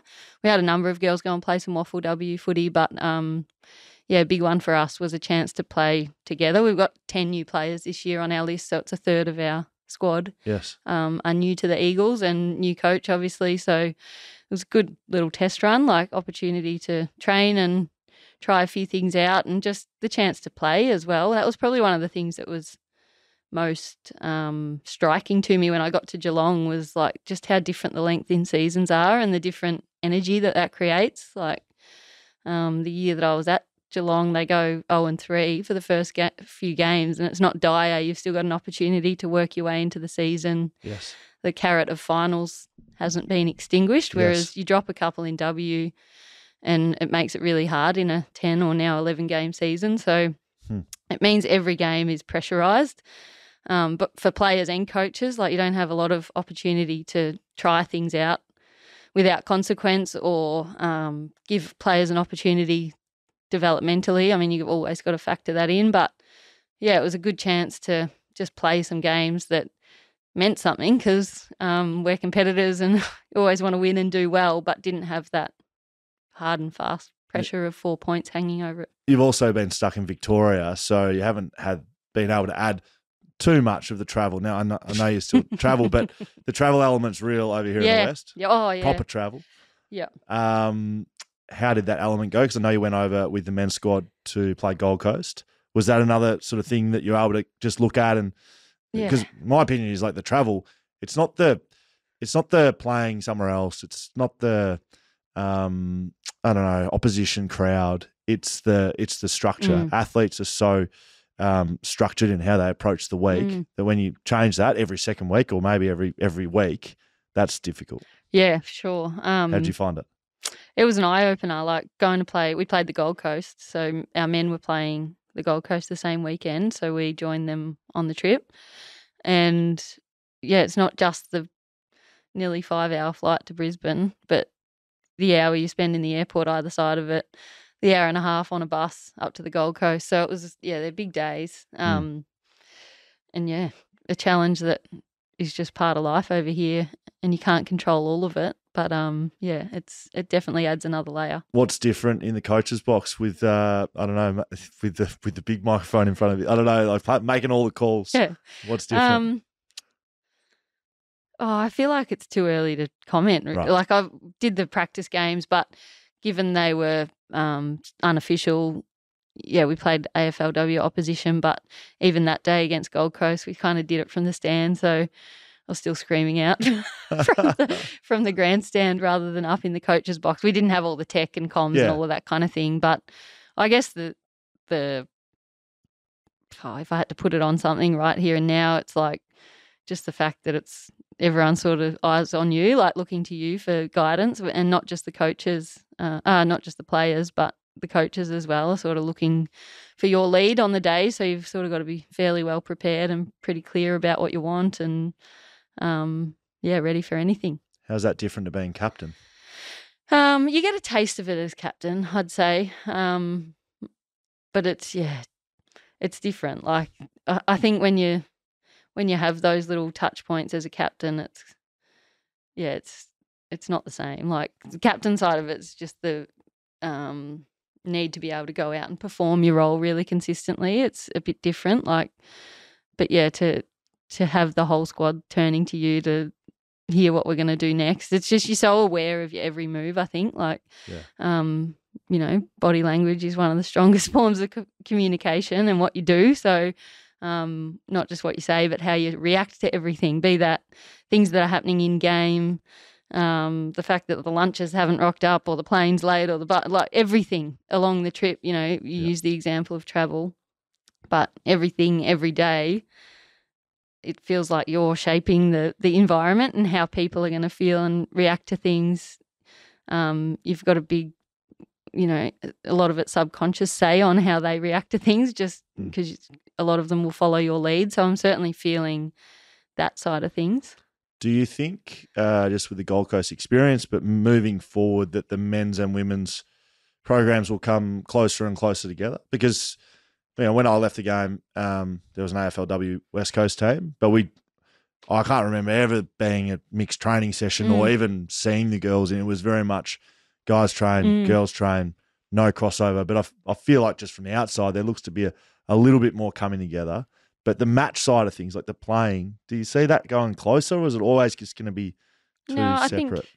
I think it will grow closer as the professionalism of women's increases. So that's probably been the biggest shift from the beginning. Is in those early days, it was very much part-time, and you'd come in after hours. Everyone worked full-time. Yes. There was not a real, it wasn't a viable career to be in AFLW in the early seasons. So you'd come in after hours. So you never really saw each other. There wasn't a lot of that organic crossover. But now that, they're paid for 22 hours a week and we're having more daytime trainings and that kind of thing, we're sharing the facility a bit more. So you just build those more organic interactions and relationships through doing that. And then the seasons themselves, as women's season grows, I don't think they want to grow it and compete against cricket. So it might grow back the other way and start earlier in the men's season. So the opportunity for curtain raises and travel trips and all of that kind of thing, or double headers is probably a better word for it. Hopefully you see more of those. I think, I don't know exactly. My view is a mix of double headers and crossover and then standalone games, because I think one of the beauties of AFLW is it's a bit different, like the match day experience and going to an AFLW game at a, iconic ground that has been part of club's history, or they're a bit more grassroots and just a different experience for footy fans to come and watch. I think a lot of people, or AFLW fans, they like that about it, that it's not in the big concrete stadium. Don't get me wrong, I want to see us fill those every other week, but I think there's still a place for the grassroots. I don't want to use that word because it's still an elite competition, but more of a community connection. Yeah, the community connection and keeping it reachable. I think it needs to maintain that so that it does offer a different vibe. But I think the quality of the games, like I've seen games in at Marvel Stadium where roof on, true conditions, it really just highlights, the game at its best, rather than if they're always out in the community grounds and exposed to the elements, you don't always see the best version of the footy. So I think it's a balance between both. I never got to ask you, and it's taking back a little bit, when you were, I believe when you were at Geelong coaching with the men's team, there was an opportunity with the Essendon AFLW head coaching job. They were very interested in your services. Was that something that you truly considered? Was it ever on your agenda, or? It was before Geelong. Right. Woody's doing a great job there at the moment, so they definitely weren't offering up her job. Natalie would. But it was when I was still playing. I think they might have seen the retirement coming earlier than what I did. But no. That's very good. Yeah. Wrap it up, Daisy. Yeah, it was a subtle nudge to wrap it up, I think. But no, I'd done my knee one season, and I think it coincided with them getting a license or something along those lines. There was a prompt for them to think I might be ready to retire. So that's interesting. And I had some connections with people at Essendon. I wasn't 100% sure whether I was ready to retire or coach or all of the above, but I just thought, as much as anything, was really honest, said I don't want to waste your time. I don't know if I'm ready, but I would love to go through the process and learn. And then they were sort of similar. They were like, you'll be a good yardstick for us to as part of the process, so don't feel like you're wasting our time. So I did entertain it and go through it, but it was early days, and I played another couple of seasons at Melbourne after that. That is a good segue into what I want to ask was there, do you feel ready to be a head coach? Like, was there something that I don't know, that you've been coaching now for a while? Like, is there? Should we do installment 3 in about 3 months' time and I'll answer? No. That's good. No. We can. Don't worry, I'm in for it. No. Do I feel ready? I felt ready enough. Yeah. And there was a shift off the back of the year at Geelong where I did feel ready. Like, I probably didn't straight out of the game, and it sounds silly when you talk about only 1 year and I was only part-time and working in development, but I got to see another example of a really good senior coach in Chris Scott. And probably the thing that I saw in him, I'll go back a step. The reason why I kind of came out of the game and thought, there's no way I could, when people, informally asked or made that suggestion, was I used to sit back and think, well, until I can be mixed in here and as good as what he's been for me, I don't want to take on that responsibility and like that privilege and let a player down, because I'm just so aware of how short football careers can be. And I loved Mick and am so grateful for how hard he worked, how passionate he was, how skilled and, just organised as a coach he was. So I sort of would think about it through that lens of like, until I can be as good as him, I don't want to let a player down, because that might be, the only shot they get at it kind of thing. And then probably what shifted through my time at Geelong was seeing Scotty do it, and he was really, like he seemed, and it wasn't so much a direct conversation but more just observing the way he operated, was he was really clear at what he was good at, and then just empowered people and shared the load with good people around him at the things that either weren't his strengths or he was actively choosing not to put time into. So it kind of just shed a different way of doing things on it to me, as opposed to at a AFLW club where you sort of got to be everything to everyone because it's not as well resourced. Yes. Yeah, so I think that was kind of what shifted my mind to thinking, I don't need to tick every box that it takes to be the best senior coach, but if I tick a few that I think are really important and are my philosophical kind of non-negotiables, and that's where it was a bit of a timing thing, where I felt like they lined up with really well with what West Coast needed. So it wasn't just a matter of like any job. There were a few others that I entertained at the start of this season, or when I started. When the West Coast one came up, there were other AFLW jobs available, and there were ones there that I was like, I'm not ready to do that job. But the West Coast job in particular, like I saw the things that I felt like I could come in and get done straight away while I worked out the rest and continued to learn and grow, was what they needed the most. So, it was a good match, if that makes sense. It does, but and the rest I'm working out every day. That's why I was a bit late. Every day something pops up where you're like, I have not thought about that. But that must be... Everyone's looking at me to decide, so I'll get back to you in 5.5 seconds. That must be challenging but exciting. And I was going to ask, like, what excites you about this group, like West Coast, like to be right here and the now? Like, you talk about the things that that got gave you the tip towards West Coast. Like, what excites you? It's a talented young list, like the youngest team in the competition, and you want to be young, I reckon, at the moment with where the game's heading. And it's been a team that I've always kind of not spent a lot of time thinking about prior to entertaining this, although watching with, a few connections in Michelle Cowan and a few players that I played with back in the day. They'll hate me saying that. Anyway, so there was that. Like when AFLW started, the thought was, because there was 8 teams in the initial year, only 1 over here in Freo and then 4 in Victoria. So there was this nervousness that Freo were going to just be really dominant. And then obviously West Coast has come into it. But I don't know, just with that in the back of my mind, it being a strong traditional footy state, there's some big challenges over here with the travel and added things with W. It's hard to, recruit over. But the talent here itself I was really excited and optimistic about. So there was that. And then it is a massive club. Like a lot of the things that I see as challenges that we've got to get to work on, that they're not immovable environmental barriers that we can't come in and get done just through hard work and passion and trying to get better every day. So it was like, right, I feel like most of the things that are holding the team from success at the moment, we can get at over the next couple of years, and I have an opportunity to kind of grow and learn with them as their coach. If you think as a coach you are to, say, name your biggest strength, is it something around standards? Me as a coach? Yep.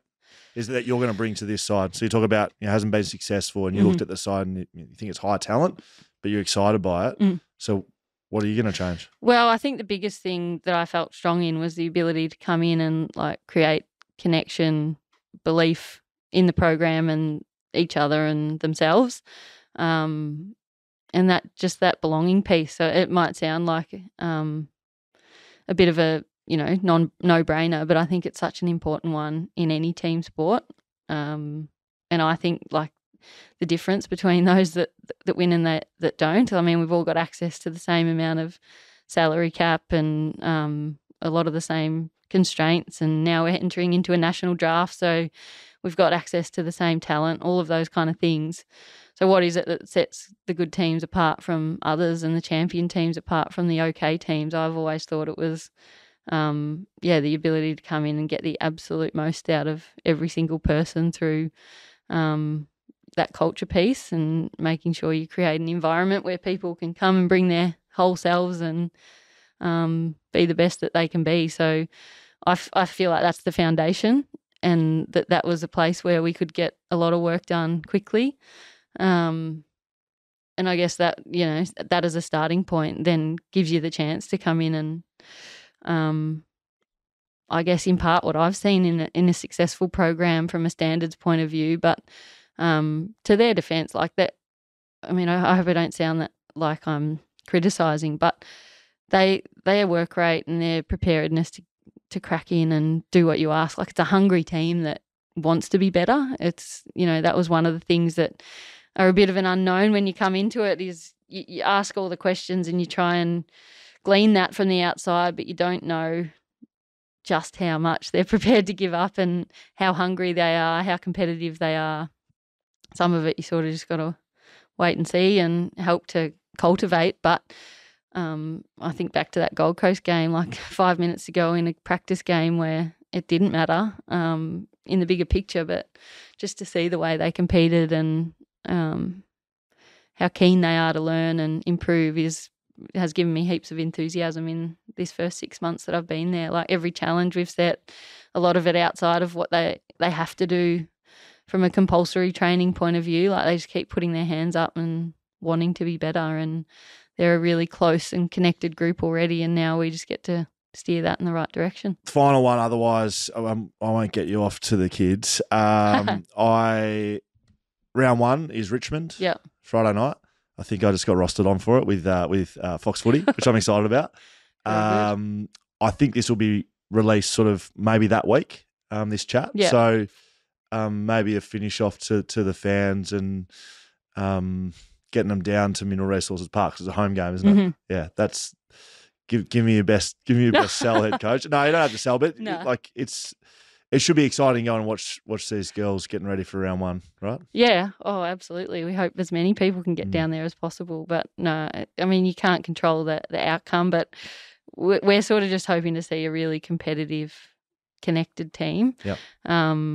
We've done a lot of work on our contest work. Like I think it was one of their weakest areas last season was their ability to win the ball around contests and out of the middle. We've done a lot of work in that space, and I think their confidence in that area has grown, and I think it'll take a lot of pressure off other parts of their game. So, whether it happens straight away, like a lot of things in sport, you don't necessarily have the external victories with some of this stuff, but straight away. But, yeah, I think if we just keep turning up and working as hard as what we're working and what they're working across the season, we'll definitely improve. But Richmond will be a great place to start, a great challenge.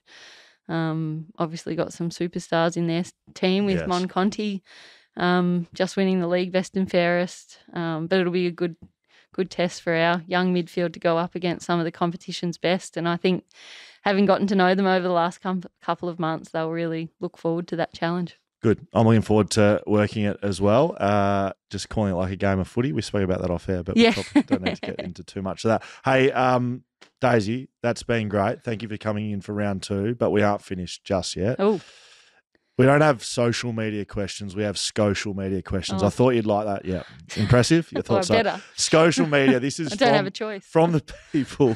You've heard enough from me. You've heard well enough, right? It's 2 days in a row. I want to give the opportunity for our listeners to ask you some questions, and I would say, some of the best that we've had through ever. So if you're up for those. Well, the answers better match the questions. You can go short, you can go long, you can do what you like, but I do want to shout out our audience for these because they're brilliant. Angie94 asks, what made you choose to come to the West with your skills and talents? I'm sure many clubs would have been after you. We kind of just covered that. But what made you choose to come to the West? Yeah, what we just discussed in terms of the footy side of things. I did like the opportunity to work with Michelle Cowan again. She coached at Melbourne in the early exhibition days. She was the coach of Melbourne at the time. She coached Freo, and now she's stepped into more footy admin role. The chance to work in partnership with her as a pioneer in the game was exciting. Jan Cooper, another one, champion of women's footy or footy over here in WA, and it sort of felt like a good opportunity to work with them and under them. But yeah, we're adventurous people as well as a family, so we've always loved WA. So never thought I'd get a chance to live and work over here. So when it popped up, we were up for the challenge and the adventure. I like it. Camo Cox asks, who is the one woman Daisy would have loved to have seen in their prime with the increased visibility of the AFLW game now? That is a good question. A few come to mind. Name a few. Debbie Lee would have been good to watch.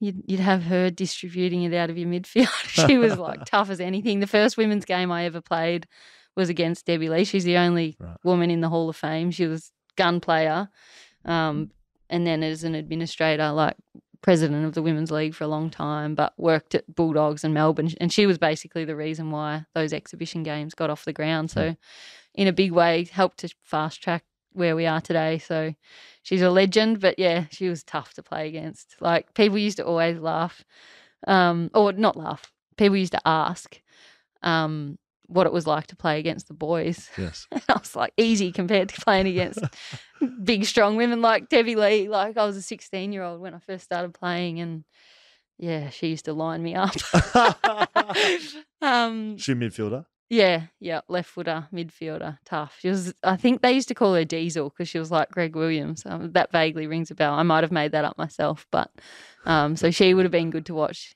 prime. Michelle Dent, she's another one that comes to mind. Her dad, I forget his first name, but he played at North Melbourne. Yes. Is it Peter? Is that right? No, I don't think so. Jaiden, have a look at that, maybe. Yeah. Denchy, anyway. I'm sure he was Denchy as well. She was Denchy, but she was a gun. And then David Dench, yeah. And then Karen Stevens, who I mentioned, was the captain at Darebin when I got there. She was an unreal player, like half back. Yes. She wore number 32 because she loved Tim Watson.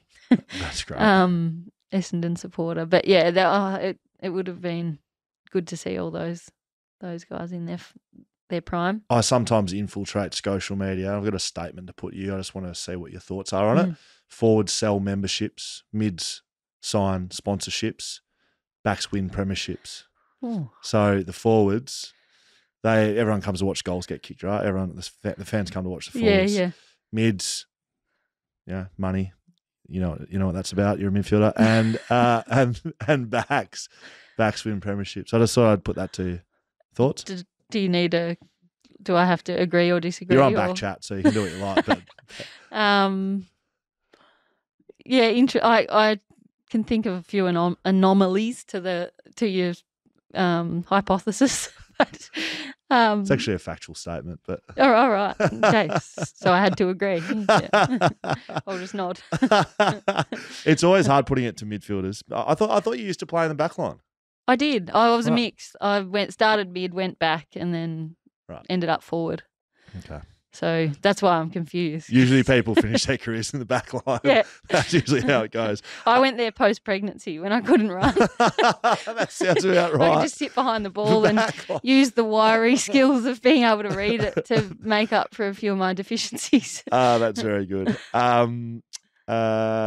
Marina 1206 asks, would you consider coaching the men's team? And I'll combine it with transport_Tom. Get her in for a men's coaching role.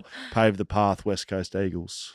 Wouldn't rule it out in the future, but I'm just really excited for what I'm doing at the moment. Only 6 months in and already starting to build connections with this team and can't wait to see what they can do. So see out the course with this group. But who knows, in the future it might be something that I entertain. But it's a funny one. Like, even when I went from Geelong as development coach into this job, a lot of people's sentiment was that it's like going back. And even from people that I really respect and have been amazing mentors for me, they sort of were like, oh, but why would you give up the path that you're on in the men's program to go into women's? You're running your own team is the answer. Yeah, yeah. And I mean, I can see what they mean, like commercially and with where the teams are at developmentally, like it might be seen to be a better opportunity in the AFL men's. But for me, like, I don't kind of see it like that. So, there's facts around having to be able to support your family and all of that kind of thing that practically go into it. But if you strip all that back, like, I think it's a great opportunity that I've got, and I'm just so keen to sink my teeth into it. And I don't see it as on different levels. Like, I think whether I was coaching men or women, I'd just want to turn up and do the best I could do and get the most out of the players that I get to work with and staff. So, I don't see it so much as a progression to, do my time in women's and then get to men's. And I think that's the sentiment I pick up of others sometimes. Well, if you want my sentiment, I would say that it's a much bigger opportunity coaching your own team, whether it be women's, men's. Oh, yeah. I mean more the question about senior coaching in men's. No, I understand. I think part of it is probably that the groundbreaking nature of women kind of entering into that space would be big. But, the chance I've got to coach this team really excites me, and I wouldn't see it as a step up or a promotion kind of thing to go after a men's job necessarily. Yes, I understand. But aside from all that, I'm happy with what I'm doing and better get a few games under the belt first. How far are we from a women's head coach in the men? Oh, not far. Like, I remember getting asked this question 10 years ago, and people would say, how long and will it happen and all of that, and it was always a long conversation, whereas now my answer is just, yep, it's going to happen. Like, why wouldn't it happen? No. It's going to happen. Who knows when? There's heaps of candidates out there that I think would be great at tomorrow. 3 more questions. Third last from Ruddy. What differences have you found in the media between WA and Victoria? Oh, the 2-team thing is unique. Well, not unique, but it's different to what I've been used to. And then I think all of the other bits I'm to find out once our season actually gets going. We've been a bit out of sight, out of mind, I think, for now, but I suspect I'm about to learn fast. They don't have to see much to write about it anymore. You could be on the back page before you know it. I think this is a brilliant question. So shout out to John, who sent this one in, John Dawson. What would you tell your 8-year-old self about your football journey now? It will be worth it. I think, through my whole life, like, it was always kind of, what's the point, was what I would get from other people. Like, even I remember I was studying midwifery because I was a midwife for 8 years. That's my real job. And like, I'd be trying to get time off for finals or whatever, like in the middle of uni placements, and I don't want to put on her voice and be disrespectful. Put it on. I remember this, like, hardcore ANUM of a hospital ward kind of saying to me, like, why don't you, like, pretty much, this is silly, why don't you give it up now? Like, how do you plan on juggling your footy career when you actually are a midwife or nurse kind of thing? And it was just like, it was not worth it all the time. Even going to a physio, like, you'd go to a physio with an injury and you're desperate to get up for the grand final next week or something like that, and they're like, oh, just rest for 6 weeks. It's like, I don't have 6 weeks. I'm playing football. But it just didn't register with them as important because, like, oh, footy, like, girls' footy, well, what? That doesn't matter. Right. So little things like that just followed me through my whole life, not just when I was 8 years old, but I think that would be the one, is just back in your passion and instincts, because there's other people like you out there that you're about to meet that will make all this dream of yours a possibility. That's cool. Really good answer. And the final question, so we asked the same question off the top, and we always finish with the same question from the Eggman. How does Daisy like her eggs? Poached. Not too rare. Right. So you need like a bit of runniness, but I don't want well. you've gone too rare if there's any transparency to the Right. white. Right. So you're not just like giving it however. You've got a bit picky. Yeah. That's good. Daisy, we are actually finished this time around. Did you have fun? Woo, gotta go. No. Did you have fun? Yeah, thank you. It's been awesome. Thanks for having me. Thank you. I really lived up to my self-proclaimed speaking too long. You know how I said with the feedback from here we are. You're the first ever guest to go across two sit-downs. It's a shocking thing to hang your hat on. You don't have the title of longest episode though, unfortunately. I've enjoyed the chat, certainly. A big thank you to our sponsors, Paywise, ID Athletic, Whippersnapper Whisky, Mamba Digital, TABtouch, Shelter Brewing Co, Leadable Precinct, and Camera Electronic. Yes, we are sponsored quite heavily. Daisy, you're looking at me with eyes like that. BackChat __ on socials. BackChatstudios.com.au will get you wherever you need to go. And thank you to West Coast and yourself, Daisy, for helping us put this together. No, thanks for having me. I enjoyed the chat too. Good job.